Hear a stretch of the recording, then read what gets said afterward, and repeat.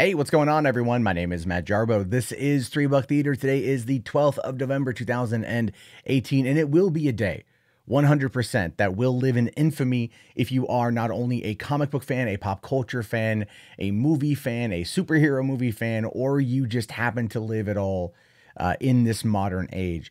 As you can see on the screen, Stan Lee is there. The thumbnail for today's video. As I was getting ready to record this, putting together today's episode, I caught wind that he passed away at the age of 95.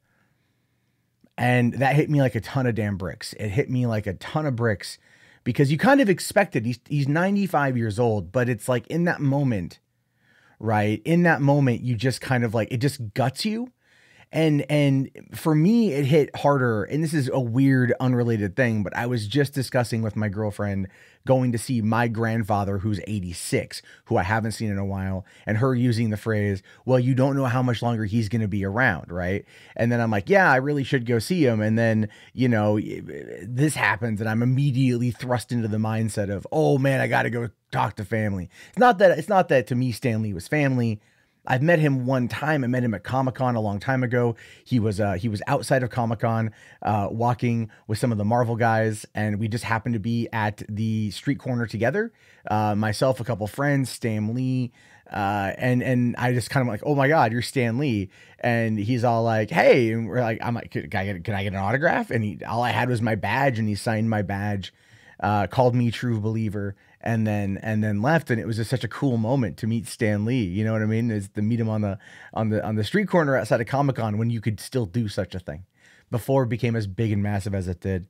And then of course he's had a hell of a last 18 months, a little, you know, his wife passing away. Then there was the theft from his organization, the personal theft, by his former assistant or friend or advisor, whatever. There was the Me Too accusations that came and very quickly went. No one talked about those. And he kind of seemed like he was getting back on the right track. This last year and a half of his life is such a terrible reflection of how we treat the elderly in this country. And it's such a terrible, terrible way for him to have his last spotlight, if you will, is going to be mired in controversy. But I don't want that.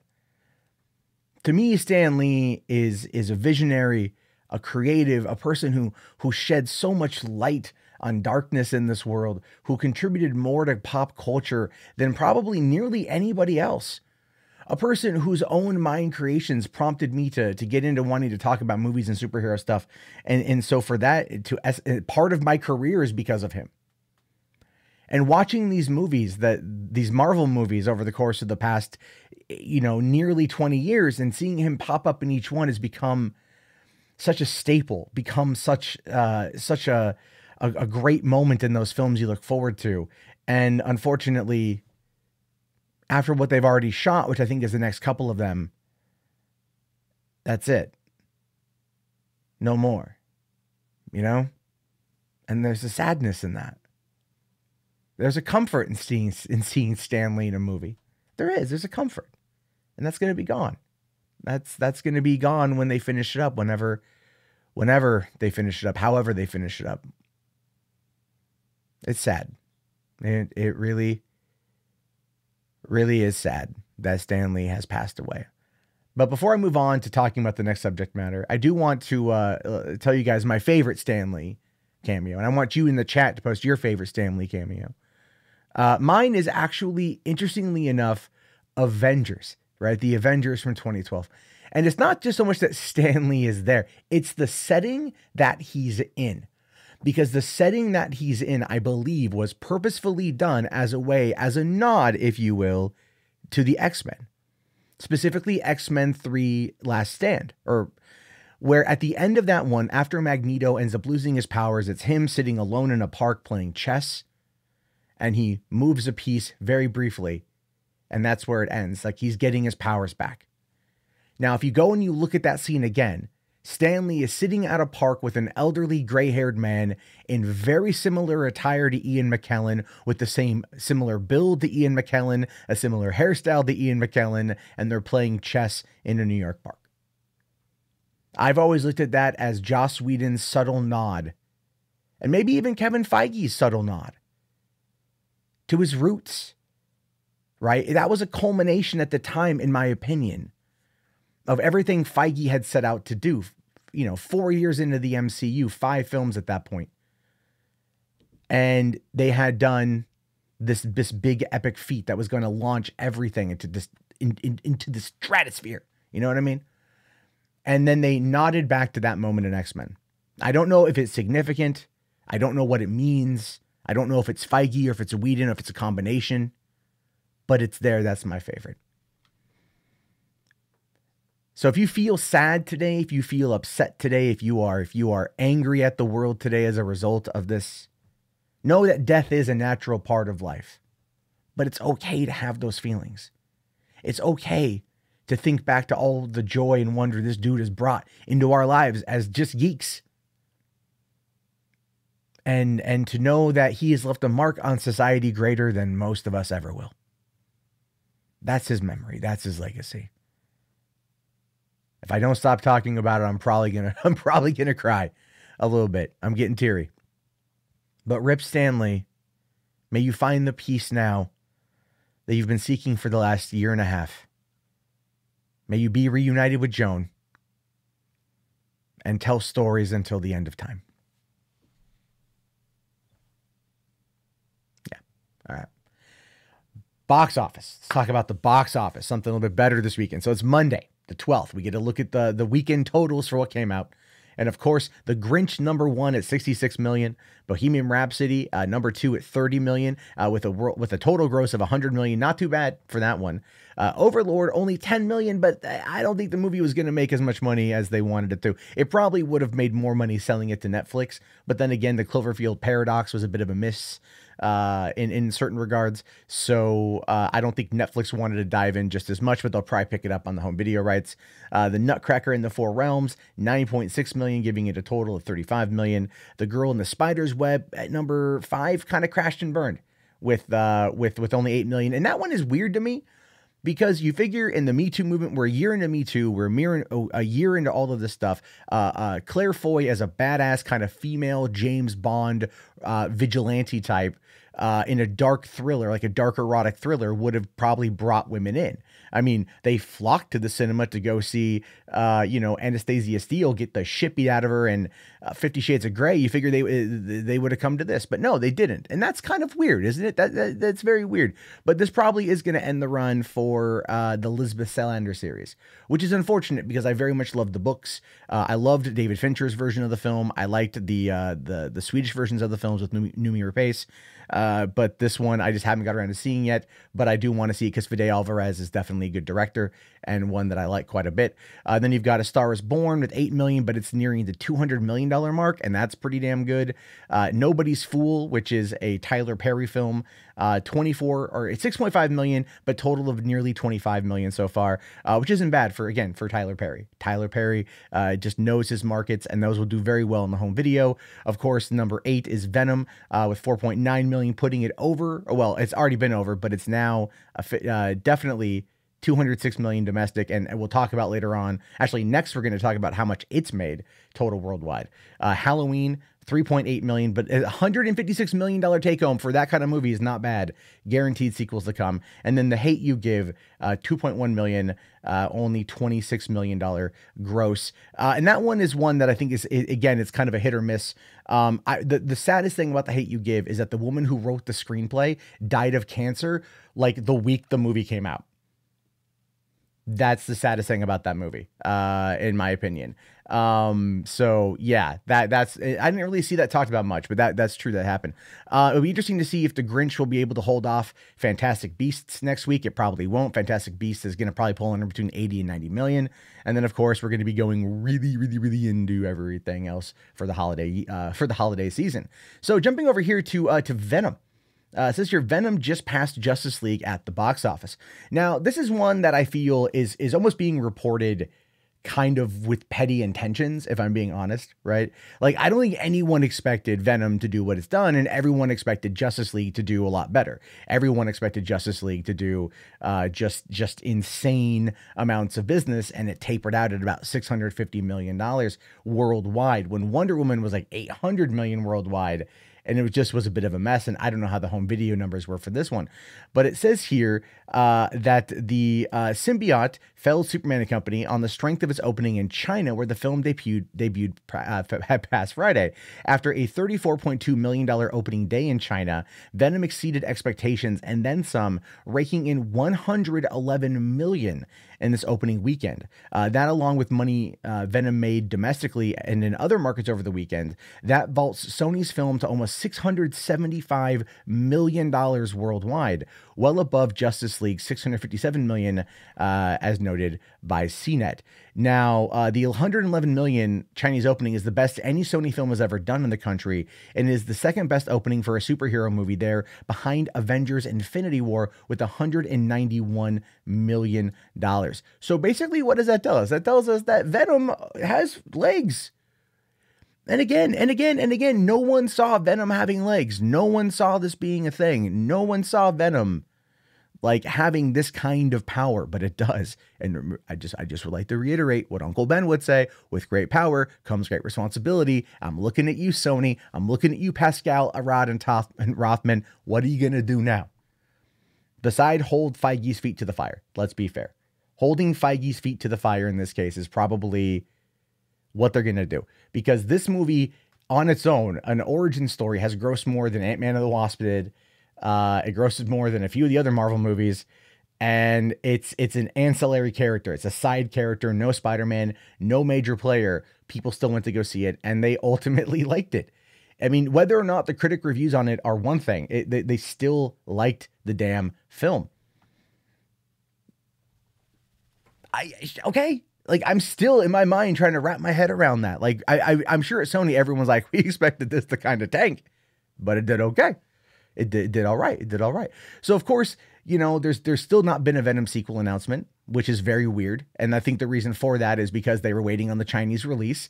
They were waiting to see what it did over there because they want to tie it to the MCU. There's greater money in bringing it into the MCU. There is. There's greater money. Working a deal with Feige and Disney to make that a thing is going to very much be the future of what Pascal wants. This is what Pascal wants. It's why they haven't done it yet. But I guarantee you they're already working on it. I guarantee you a script has already been commissioned. I guarantee you Ruben Fleischer is already gearing up to go into production on Venom 2, whatever it's going to be, Venom versus Spider-Man, whatever they're going to do. As soon as he's done working on Zombieland 2, I guarantee that's going to happen, because right now Tom Holland is already finished up shooting Spider-Man Far From Home. So Avengers Infinity War has already gone through the reshoots, or they're doing that right now. So whatever he has to do, it might be in there. I don't know yet. And then, of course, it's going to be everything else. So, yeah, I think I have a feeling we're going to see a fair amount coming out of this. Ooh. The next few months are going to be very interesting as Amy Pascal gets that modicum of power back that she lost 4 years ago because of the Sony hack, right? She's getting her power back. She took her lumps. She's coming back into the fray. And I think she's coming back with a vengeance. And oh man, if Feige isn't careful, she's going to totally take over. And probably in all reality, fuck everything up. Let's be fair here. So let's talk about things being weird. And I don't get it, but at the same time, I do get it here. According to a new study, Agents of S.H.I.E.L.D., a show that will probably be ending its entire run after this next season, which airs in the summer. It's a shortened season, probably to wrap everything up after the events of Infinity War. So that's going to tie up that's going to bookend the first, this new phase. Not going to bookend it entirely as Spider-Man Far From Home, but it's going to essentially be the bookend and of the first 11 years. And Agents of S.H.I.E.L.D. is going to end up pretty much coming to an end around that time. And I feel bad that I haven't caught up with the show. I stopped watching it around the first few episodes of season 3. I got busy and I forgot to go back to it, but I need to check it out. Now, it says here that a new study courtesy of the data science company Parrot Analytics claims that Agents of S.H.I.E.L.D. is Marvel Television's strongest brand worldwide, meaning that its brand is stronger than all of Netflix's Marvel shows, as well as the shows on other platforms. If the data is accurate, it's not altogether surprising that S.H.I.E.L.D. has a stronger brand than series like Cloak and Dagger and Runaways, which air on Freeform and Hulu respectively, and haven't gained widespread attention yet. Well, I think also part of that too is the fact that Runaways is not very good. It's okay, but like I never finished the first season.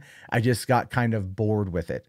I do want to go back and finish it so I can then be ready for season 2. Maybe it gets better. I need to do more reviews, so I need to kind of get back into it. Same with The Gifted. I just haven't been able to keep up. I haven't even seen Legion at all either season. Yeah, I know. I'm terrible, but I'm raising a kid. It's hard to do everything.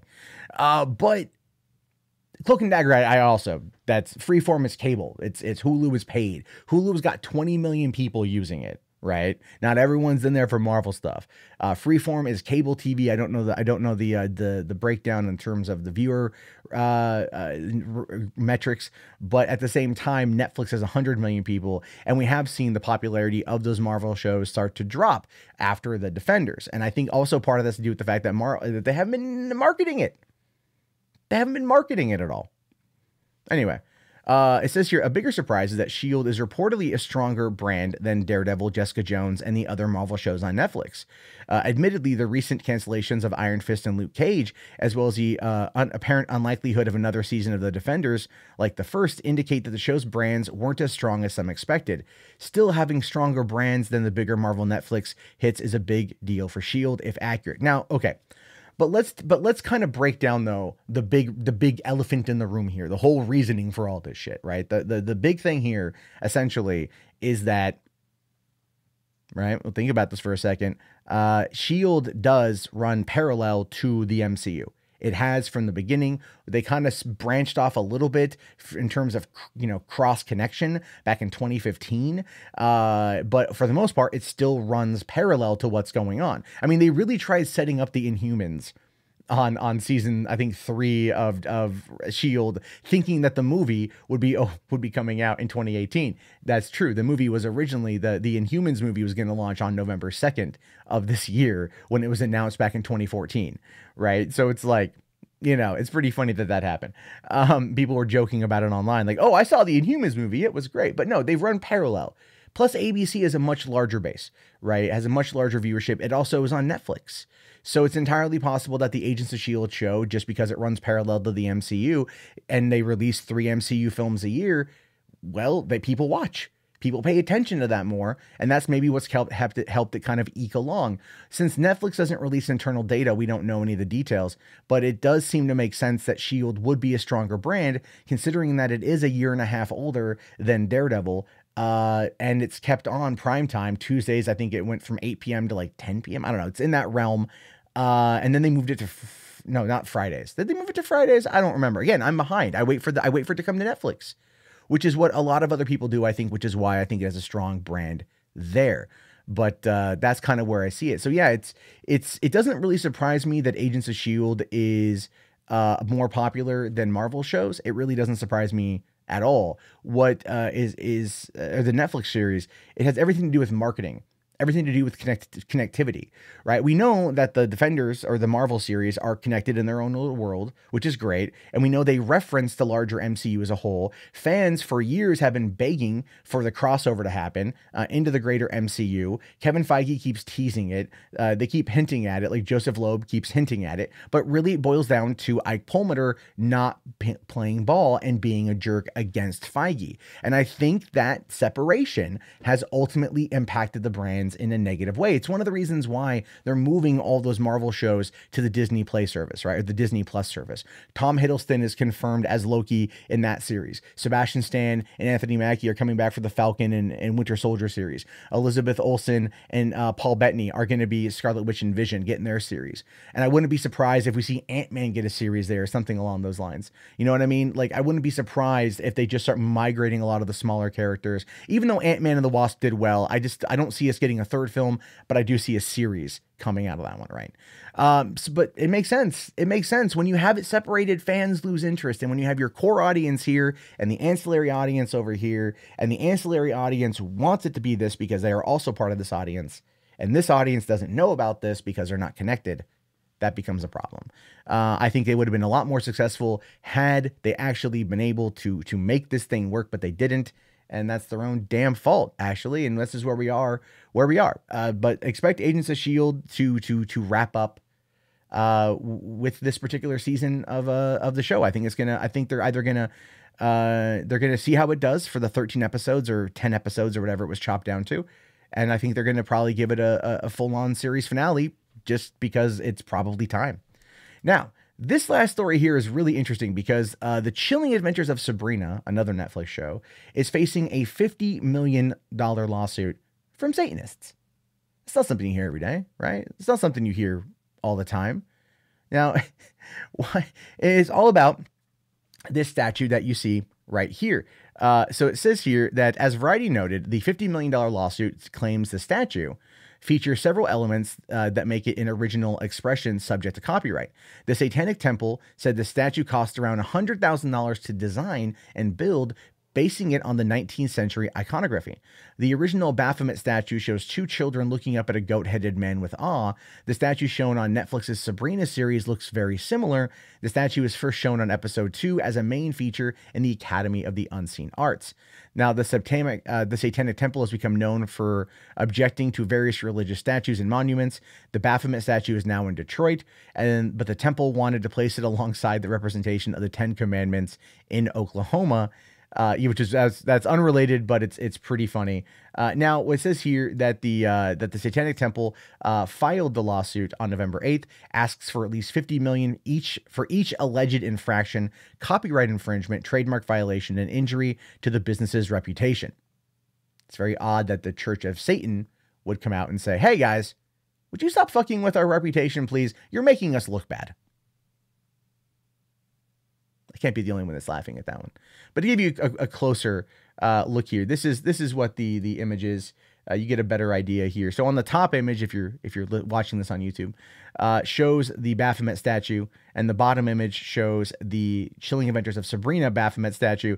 And you can see that there are similarities here. There are also differences here. Part of it has to do with the fact that I think there is enough of a difference to probably be able to get away with it, so to speak. Mostly because of just, I don't know, I could be wrong, but it's like you figure stuff's gonna get vetted. All right, so I think they've done enough probably to be able to get around the copyright. The facial designs are different. The nose design is different. The chest design is different. It looks like the wings are a little bit different. Maybe not so much on that one. The horn is missing the centerpiece. It's just the two horns.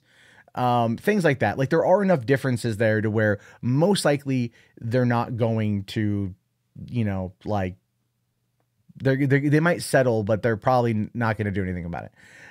The thing is too, is that the show is not, while it's owned by Netflix, its production company, is going to be the CW guys, like Berlanti, because it's from the Riverdale crew. So, they're going to probably have to answer for this one, but it'll be interesting to see what happens with it.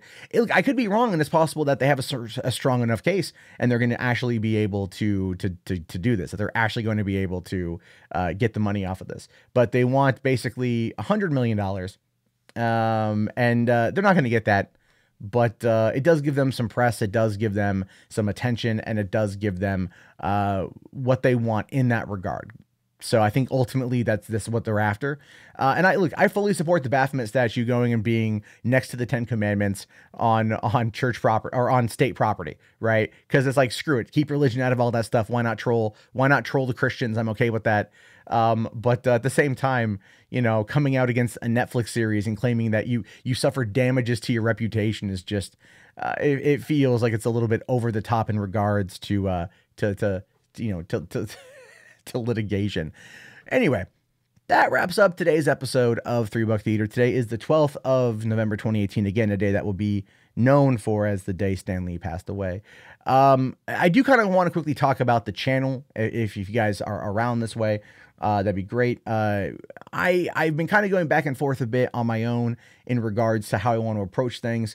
I like doing the longer form podcast. The big problem with that is it doesn't go out to as many people. So building an audience out of that is kind of tough, but I do want to focus more on like analysis and like more op-ed stuff. Which I don't want to flood the channel with many different videos every single day. I don't mind doing just a longer form thing and going from there. It's a bit of a slower growth, but the audience that's here, I really do appreciate, and I do hope to do more with analyzing trailers and films and things like that, in order to help build things out over here on 3 Buck Theater, because movies are ultimately my passion. And I love them very, very, very much. I love talking about them very, very, very much. And I just want to find a way to do as much as I possibly can without making you guys go through subscriber burn, because I post too much content. So that's why this is going to be this. Certain stories will probably be clipped out always. Star Wars related content will be clipped out. Probably some Marvel stuff will be that's related will be clipped out and linked back to the longer form podcast.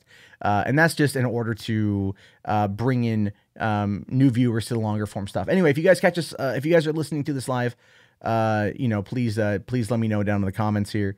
Type Baphomet into the chat if you made it.